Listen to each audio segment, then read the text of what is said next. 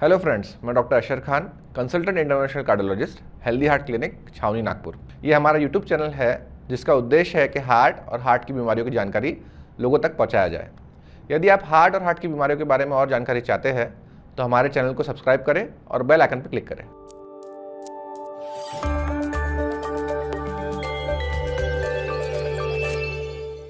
आज का हमारा टॉपिक है एंजियोग्राफी। तो सबसे पहले एंजियोग्राफी क्या होता है? एंजियोग्राफी एक प्रोसीजर होता है जिसमें आपके डॉक्टर एक कॉन्ट्रास्ट डाई और एक्सरे के द्वारा आपकी हार्ट की ब्लॉकेजेस के बारे में बताते हैं। ये प्रोसीजर आजकल काफ़ी कॉमन हो गया है और काफ़ी हार्ट के पेशेंट्स का किया जाता है। इस वीडियो द्वारा हम आपको बताएंगे कि ये कैसे किया जाता है, क्यों किया जाता है और इसके करने से पेशेंट को क्या फ़ायदे होते हैं। तो सबसे पहले एंजियोग्राफी क्यों किया जाता है, मतलब इसके इंडिकेशंस क्या होते हैं।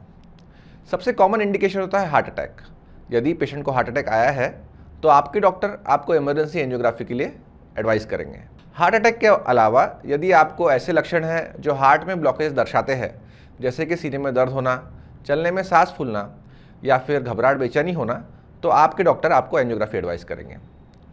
यदि आपके ईसीजी में खराबी है, इको में हार्ट में कमजोरी है या इको में कुछ और खराबी है, या आपका ट्रेडमिल टेस्ट पॉजिटिव आया है जिसे हम स्ट्रेस टेस्ट कहते हैं, तो इन सब कारणवश भी आपको एंजियोग्राफी एडवाइस किया जा सकता है।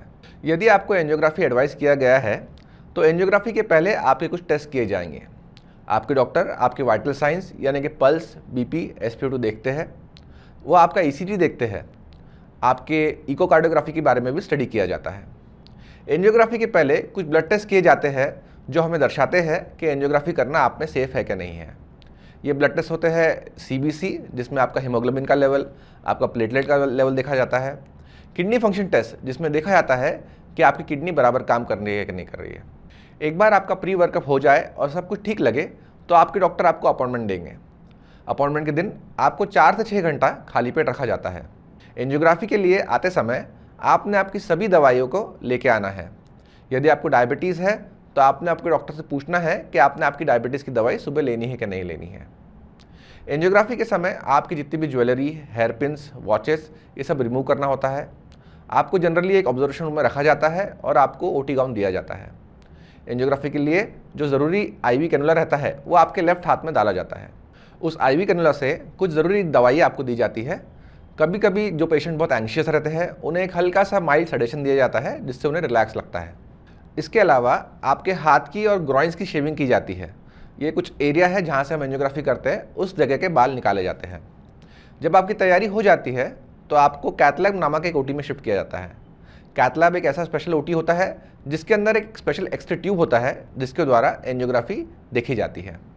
आपको एक टेबल पर फ्लैट लेटाया जाता है और आपको ECG के इलेक्ट्रोड लगाए जाते हैं। जनरली एंजियोग्राफी हाथ से की जाती है, हाथ की आर्टरी जिसे हम रेडियल आर्टरी कहते हैं। जिन लोगों में ये हार्ट की आर्टरी एबनॉर्मल हो या ना हो या उसमें कुछ प्रॉब्लम हो तो पैर से भी कुछ लोगों में एंजियोग्राफी की जाती है। ये प्रोसीजर लोकल एनेस्थीसिया में किया जाता है, मतलब इसने लोकली एक सुन्न करने की दवाई देते हैं जिससे दर्द का आभास कम हो जाता है। एक बार जब लोकल एनेस्थीसिया का असर आ जाता है और हाथ सुन्न हो जाता है तो हम एक छोटे से ट्यूब द्वारा हार्ट की आर्टरी में एक्सेस करते हैं। उस ट्यूब से एक वायर जेंटली हार्ट तक पहुँचता है और एक छोटा ट्यूब हार्ट की नसों में पहुँच के बैठ जाता है। एक बार जब वो ट्यूब की पोजीशन सही हो जाए तो एक डाई के इंजेक्शन द्वारा अलग अलग तरीके से उसकी इमेजेस ली जाती है और आपकी एंजियोग्राफी पूरी कंप्लीट हो जाती है। एक बार जब आपकी एंजियोग्राफी कंप्लीट हो जाए और पूरी इमेजेस अच्छे से मिल जाए तो वो ट्यूब को हाथ से निकाल दिया जाता है। आपको जहाँ पे से एंजियोग्राफी हुई है वहाँ पे एक बैंडेज या स्ट्रैप रख के बाहर शिफ्ट कर दिया जाता है। एंजियोग्राफी के पश्चात आपको एक ऑब्जर्वेशन रूम में रखा जाता है जिसमें आपका पल्स, BP और अदर पैरामीटर्स देखे जाते हैं। एंजियोग्राफी के बाद आपको हाथ में थोड़ा दर्द हो सकता है। यदि आपके हार्ट की नसों में बहुत ब्लॉकेजेस है और काफ़ी प्रमाण में है तो कई बार डॉक्टर आपको बाईपास सर्जरी भी एडवाइस करते हैं। प्रोसीजर के बाद जब आप ऑब्जर्वेशन में रूम में रहते हैं तो आपके पैरामीटर्स की जांच की जाती है। यदि सब पैरामीटर्स अच्छे हैं, आपका रिपोर्ट अच्छा है, तो आपको 4 से 6 घंटे में घर भेज दिया जाता है। आपको आपके हाथ में जहाँ से एंजियोग्राफी हुई उसकी निगरानी पहले 24 घंटा करना चाहिए। यदि वहाँ सूजन आती है या ब्लीडिंग आती है या आपको दर्द काफ़ी होता है तो आपके डॉक्टर से संपर्क करना चाहिए। जिन लोगों का एंजियोग्राफी पैर से किया जाता है उन्हें यदि पहले 24 घंटे में या उसके बाद भी दर्द या सूजन या गठान लगे तो उन्होंने अपने डॉक्टर से संपर्क करना चाहिए। एक नॉर्मल एंजियोग्राफी के बाद में आप आपके डॉक्टर से पूछ सकते हैं कि अगले दिन से आप नॉर्मल लाइफ रिज्यूम कर सकते हो कि नहीं कर सकते हो। जनरली हम लोग 12 से 24 घंटे के बाद एडवाइस करते हैं कि वो अपने नॉर्मल एक्टिविटी शुरू कर दें। यदि आपको ब्लॉकेजेस आते हैं और आपके डॉक्टर आपको एंजियोप्लास्टी या बाईपास के लिए एडवाइस करते हैं तो आपकी एक्टिविटी के बारे में आपने अपने डॉक्टर से कंसल्ट करना चाहिए। तो इस वीडियो द्वारा मैंने आपको एंजियोग्राफी की जानकारी दी है। अगली वीडियो में मैं आपको एंजियोप्लास्टी के बारे में थोड़ी जानकारी दूंगा। यदि आपको ये वीडियो पसंद आया है तो आप ये वीडियो अपने परिजनों के साथ शेयर कर सकते हैं।